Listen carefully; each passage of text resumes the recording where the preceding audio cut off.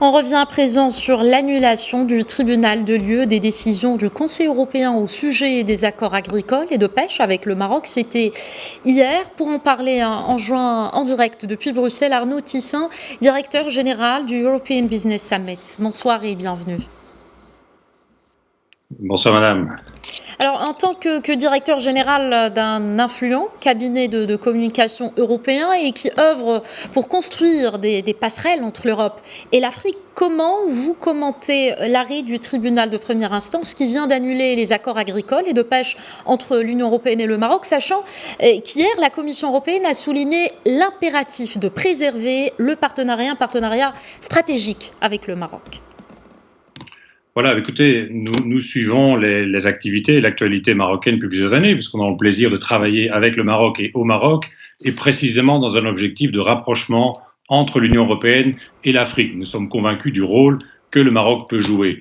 Donc, bien sûr, j'ai pris connaissance de cette décision, dont je peux comprendre qu'elle suscite une émotion au Maroc, mais comme vous l'avez rappelé, j'ai vu les réactions des uns et des autres, et dont celle de M. Borrell, de M. Varelli, qui sont des réactions d'apaisement, des réactions positives, et c'est dans cette ligne-là que nous souhaitons nous inscrire. Il y a beaucoup à faire dans le rapprochement et dans le développement des relations économiques, commerciales entre l'Europe, l'Union européenne et l'Afrique, et nous sommes convaincus que cela passe entre autres par le Maroc. D'accord. Dans le cadre de votre vision stratégique Union européenne-Afrique, vous organisez des sommets business de très haut niveau. D'ailleurs, vous organisez le mois de novembre prochain le European African Business Summit à Marrakech avec la participation physique de 3 commissaires européens, de ministres africains et d'hommes d'affaires aussi. Qu'est-ce que vous pouvez nous dire justement sur cet événement et comment vous voyez le rôle du Maroc dans le continent africain et dans la région sahélo-saharienne?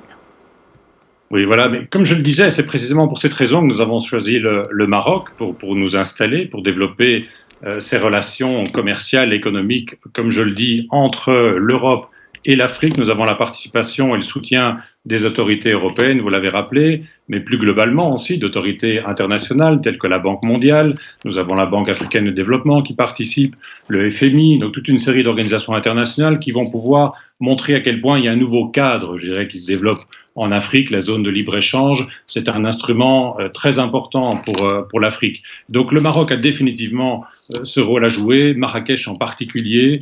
C'est évidemment une longue histoire au Maroc et en Marrakech de pouvoir relier le nord et le sud. Et donc ce sommet s'inscrit tout à fait dans cette ligne-là.